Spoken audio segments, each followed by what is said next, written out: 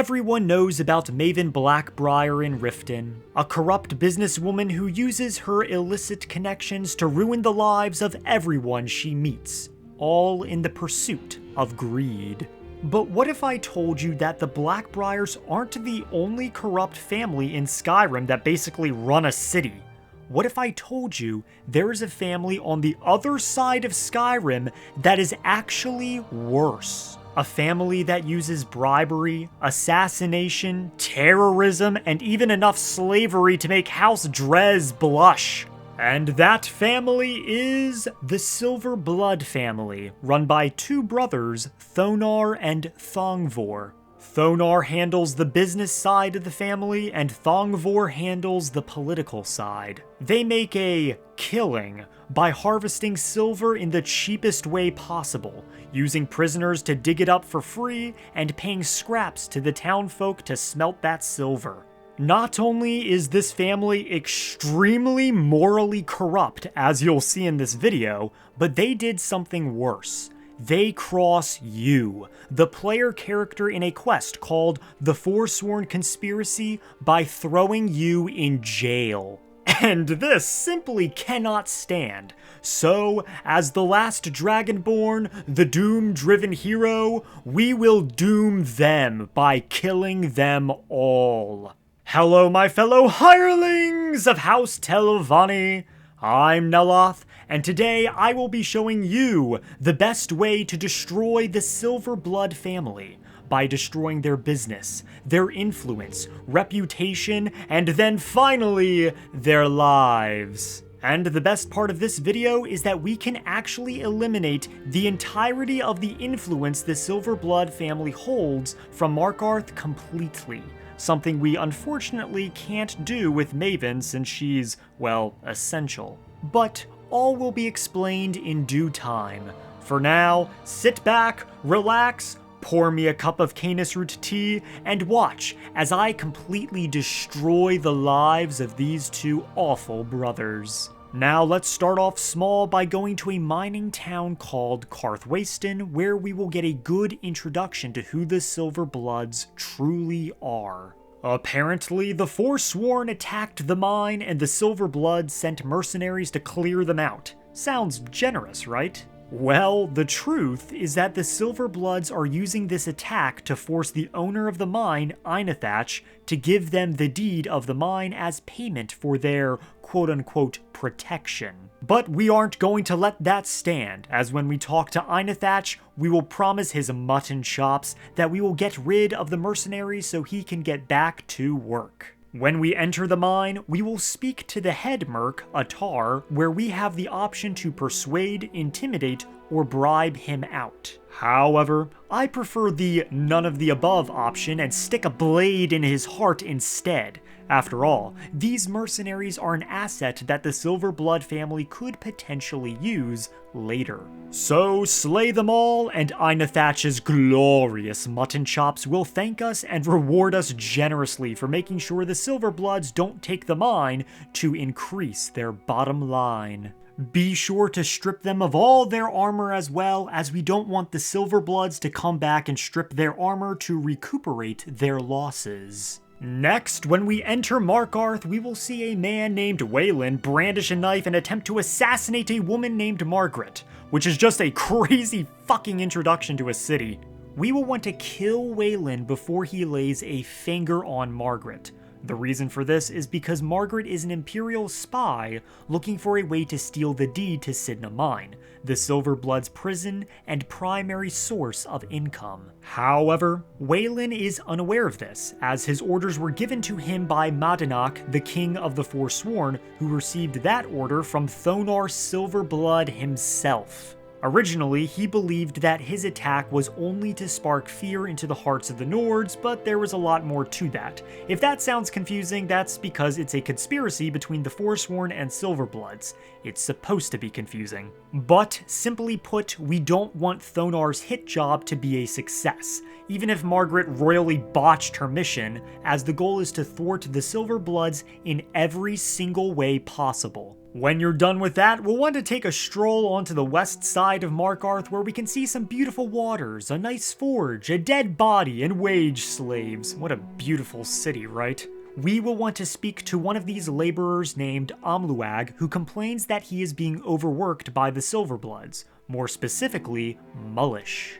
After offering our services, we will want to go and convince Mulush to ease off his workers. This will not only help the laborers that are being treated like slaves, but it will hopefully lead to less silver being smelted, meaning less profits for the Silver-Blood bastards. Now that you've gotten a taste for what the Silver-Bloods are like, we are going to steal a bunch of shit they own, similar to how they tried to steal from the benevolent mutton chops of Einethach. To start, we will head into the Silver-Blood Inn. I'll give you 9 guesses on who owns it. When you figure it out, we will want to steal everything that isn't nailed down. Afterwards, we will want to pick the pockets of the extremely loving couple that manages the inn, Klepper and Frobby, and also their kids, Hroki and Hrenin. While this won't hurt the Silver-Blood family outright, it'll put the innkeepers in a sour mood, making it harder to convince customers to rent a room. But more importantly, it will send a message. A message of what's to come. Now we will stroll our way down to the Silver-Blood Treasury to make a withdrawal that'll really hurt the Silver-Bloods. And just like earlier, steal everything that isn't nailed down. Every necklace, every book, every stale piece of bread. And especially break into the Silver-Blood vault and steal every bit of silver that is lying inside and around the safe. And we will want to steal from the pockets of everyone in the building, especially Thonar Silver-Blood and his wife Betrid, who outright claims to have married Thonar only for his money. Is there anyone in this city that has a happy marriage? Aside from bragging about his family and wealth, Thonar won't be too talkative, but that's going to change quite soon.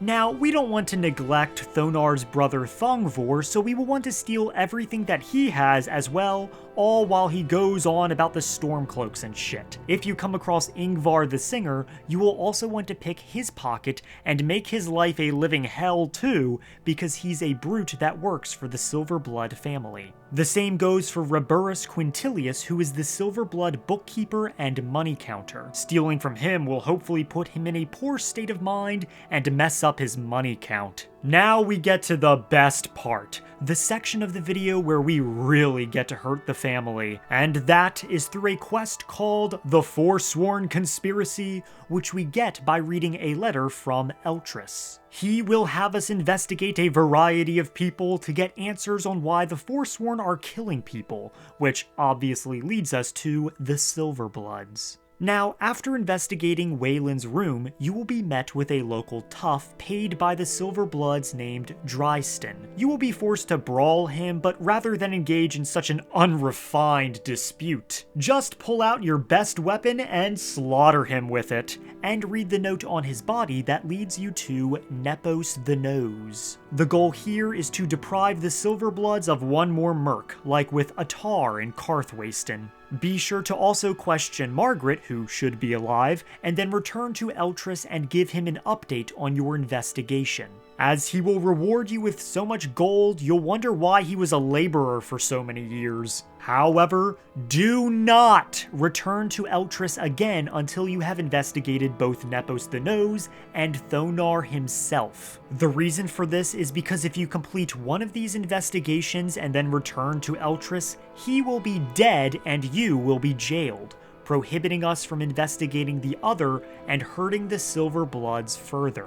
So make sure to question Nepos the Nose, who is an elderly reachman that works for both Madanach and Thonar as a middleman between them, and the workers who he convinces to commit terrorist acts. Slaughter him and all of his staff, since he won't give you much of a choice, and then, you know the deal, steal everything that isn't nailed down. The paperwork Nepos handles likely relates to the workers at the smelter and prison, hiring them and convincing them to kill Nords. His death will likely create a gap between the average worker and Thonar, which could lead to miscommunication or fewer hires, likely leading to fewer profits. When you're done murdering the elderly, we will want to return to the Silver-Blood Treasury, not to make a withdrawal this time, but rather to negotiate with Thonar himself. However, we are absolute dog shit at negotiations, and Thonar will attempt to kick us out. But before that happens, an attack on the Treasury happens, where the cleaning staff reveal themselves to be Forsworn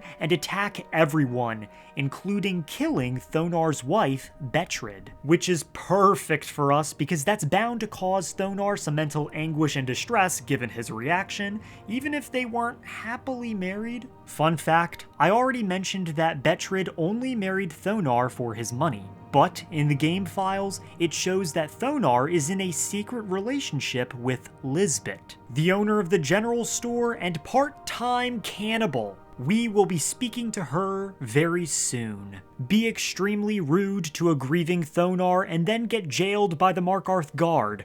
Karma's a bitch, huh? However, before agreeing to go to jail, be sure to murder all of the guards in the room to avenge Eltriss's death. These guards are beyond corrupt, so they do deserve it. And it means the Silver-Bloods will have to find other guards to corrupt. Besides, what's another 10 years on your lifetime sentence, huh? And because it's scripted for you to go to jail, any crimes you commit during this time period don't really matter, so go fucking crazy. When we get to prison, the first thing we are going to do is grab a pickaxe and mine all of the silver we can find, so we can keep it for ourselves and out of the hands of the Silver-Bloods, limiting their profits. Then we are going to follow the golden rule of prison and beat up the biggest guy in there, and the biggest guy is Borkul the Beast, who's probably the worst of the bunch since he was imprisoned for lollygagging. Beating him in a fight, or being a little bitch and giving him a shiv, will grant us access to Madanach, the king of the Forsworn, and Thonar Silver-Blood's little puppet. He whines about the Nords this and the Nords that, but I only like whining about the Nords when it comes to mocking my fellow Dunmer. Now, you could escape Cidhna Mine with Madanach, which will deprive Thonar of his greatest asset, turning him and many prisoners into raiders that will likely harass Silver-Blood trade lines. But considering we can wipe out the Silver-Bloods completely from Markarth, which we can't do with Maven, it just isn't necessary, so I would recommend killing Madanach and every single prisoner in the mine, so the Silver-Bloods have no one else to harvest any new silver. Even Grisvar the Unlucky, who will continue to be unlucky in this video. Also, try to steal all of the pickaxes you can so any future miners that may or may not work for the Silver-Bloods won't have the proper equipment to run the mine. Now, when we break out of the prison on our own, we will be greeted by Thonar Silver-Blood himself, who will thank us for killing Madanach and say we are free to go. And he's all alone, which makes this the perfect opportunity to kill him, but no! We must wait, for we have to do more before we cut off the heads of the beast. His ultimate defeat must be grand. Now, before sticking more thorns in Thonar's backside, we will want to take some time to ourselves to let our hate for this diabolical family fester and grow. So take a hike, pick some flowers, and maybe become the Dragonborn hero of legend and stop the World Eater Alduin. See, what we want to do is begin the quest Season Unending in the main storyline, which will have us negotiate a temporary peace treaty between the Stormcloaks and Imperials in the civil war plaguing the land. However, all we are concerned with in this quest is giving the Stormcloaks control of Markarth, as they will install Thonar's brother Thongvor to the throne, making him Jarl of the entire city. Now, you might think to yourself, that seems counterintuitive to the entire video. Why would I give control of the city to a clan I'm trying to destroy? Well, let me explain. Right after negotiating the treaty, we will want to immediately join the Empire. Establishing peace, preserving the Empire? I don't give a fuck! I just want to retake Markarth for the Empire so they can kick Thongvor out of the city completely, turning him into an exile in Windhelm. See, Thongvor is essential due to his ties with being the Jarl, meaning we can't kill him. But kicking him out of the city is just as good, as he will lose all of his influence and ability to engage with business since he's stuck to sitting on a bench in Windhelm. Reburus Quintilius, the Silver-Blood's bookkeeper, and Ingvar the singer, their local tough, will also be kicked out of the city, depriving the Silver-Blood family of even more assets. On a side note, when you complete whatever side of the Civil War, I really hate how you can't kill the exiled Jarls and their entourage. Most of them don't serve a purpose in quests, and it's not like you can make them Jarl again, so what's the fucking point? Basically, I really hate the Essential system, and it's one of Bethesda's biggest faults in my opinion. Just go back to the system Morrowind used and give players freedom. If they miss out on quests because they killed someone important, that is the player's fault, and they should deal with the consequences of their actions like a true RPG. Speaking of consequences, the consequences of our actions will make Thonar the sole head of the family, and we will be dealing with that head very soon. Before we move on to violence, one last thing we should do is join up with the Thieves Guild and do a variety of jobs for them. More importantly, 5 random Radiant quests in Markarth so we can unlock a quest to speak to Endin, who will ally with the Thieves Guild and become a fence. This is important because Endin is a silversmith that turns silver bars into gorgeous jewelry. And while it's never stated that Endin works for the Silver-Bloods, it does make a little sense that he would. We want to turn Endin away from the Silver-Blood family and into the arms of us and the Thieves Guild, depriving this diabolical family of yet another asset. Now begins the very bloody part of this video, the part where we start to eliminate a wide assortment of individuals that have worked with the Silver-Blood family. If we haven't been contacted by the Dark Brotherhood yet, oh, they will after this. First, we are going to return to Cidhna Mine and kill every single guard we can find, including Urzoga Grashagurs, who is in charge of the guards there. They are all mercenaries paid by the Silver-Bloods, so they gotta go. Oh, and be sure to strip them all of their armor, of course, so the Silver-Bloods can't attempt to profit off the death of their own guards. Next, we pay a visit to Urzoga's brother, Mulush, and end his abuse on the Smelter Workers once and for all.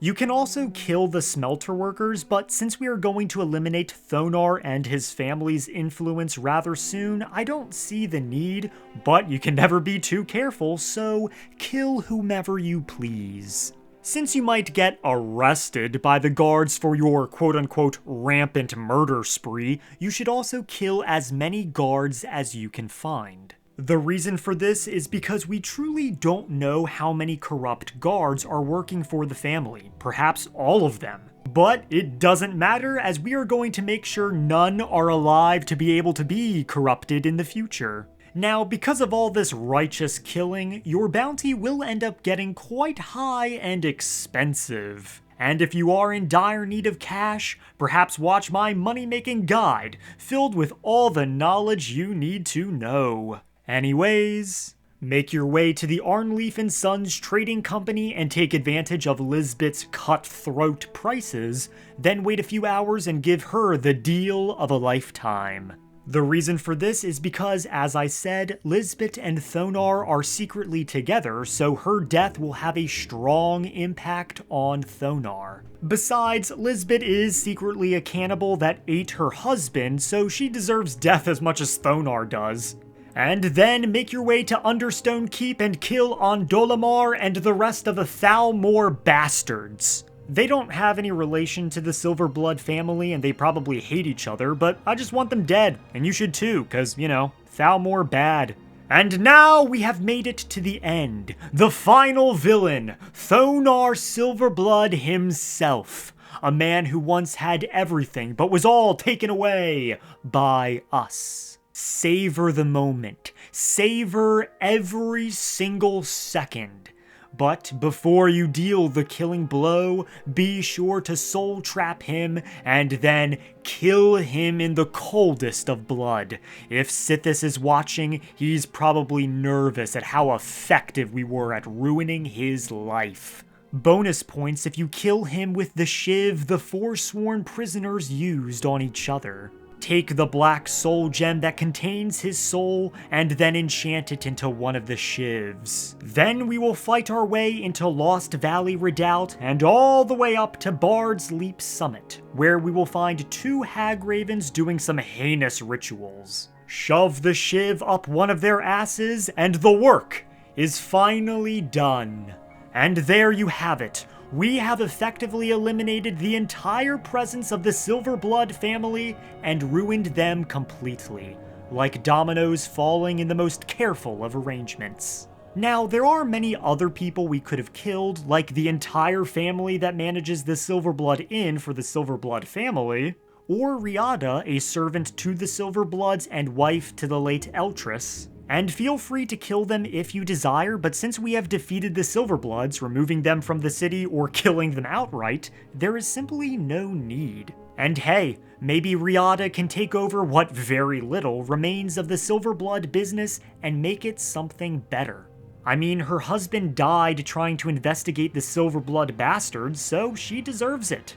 Of course, if she runs it into the ground and becomes morally corrupt, we will have to pay her a visit. And that is all I wrote, a video where we systematically destroy the Silver-Blood family piece by piece. Now, if you don't already know, I already made a video destroying Maven Blackbriar and her family, and this video is just another notch on my belt when it comes to destroying corrupt organizations and assholes that hurt my feelings. Who knows, if this video does well enough, I might even make another one on Nazim, Erikr, or even the entire Thalmor. But that will have to wait. For now, take these lessons I taught you to heart and unleash hell against the Silver-Blood family and make them pay for the countless crimes and deaths they have committed.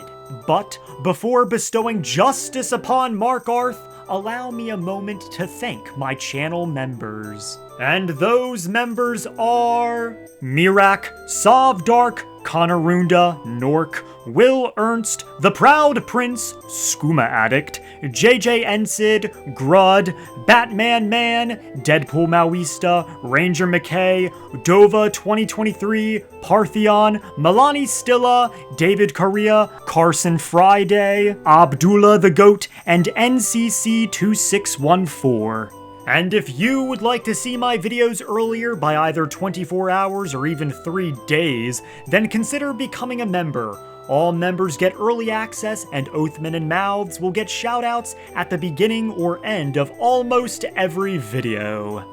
So with all that being said, make sure to like the like button, like the subscribe button, and like the bell notification down below to be updated on future videos. And I will see you whenever the fuck I decide to upload again. Austel Vani be with you. Please, O hero of Skyrim, I shall be ever so grateful.